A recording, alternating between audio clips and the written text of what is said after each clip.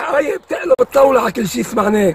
تينا وأنيس زبيدة وكل جديد رح تسمعوه هلا. اثبتت الايام تينا زبيدة انك مش مجرد مغنية، انت عم تحملي وجع العالم وفرح العالم بكل فخر وبكلمتي انا. شاء الوفا عند المقربين من عائلة الضحية إسعاف أبو خشفة اللي طعنتها الخادمة وهي حامل وروحت، إنه مثل ما كنت أنت أول مين صرخ الآخ ببيت سكابا، إنه نكون نحن أول مين ينقل الخبر اللي صار عن موضوع إسعاف والحقائق اللي بتشيب اللي ما بيشيب عن الخادمة تينا زبيدة. الخادمة طلعت من عبدة الشياطين،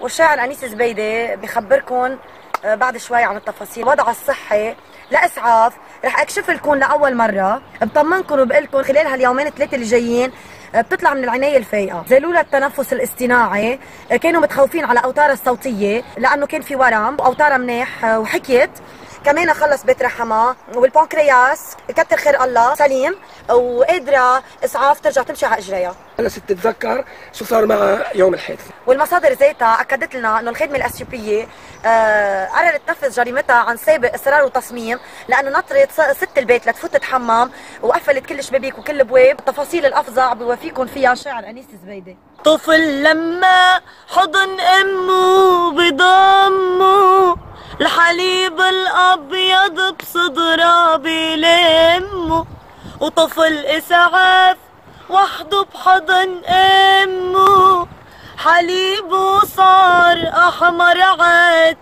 عتيابه. سمعنا إنها حاولت تنتحر، إنها ماتت؟ لا، ما حاولت تنتحر، كانت عم تعمل استعراض شكليا على البلكون، ومثل ما قلنا هي من عبدة الشياطين وعن قصد ارتكبت جريمتها، وكانت عم بتقول أنا قتلت صاحبة البيت والدم اللي عليها هو دم صاحبة المنزل.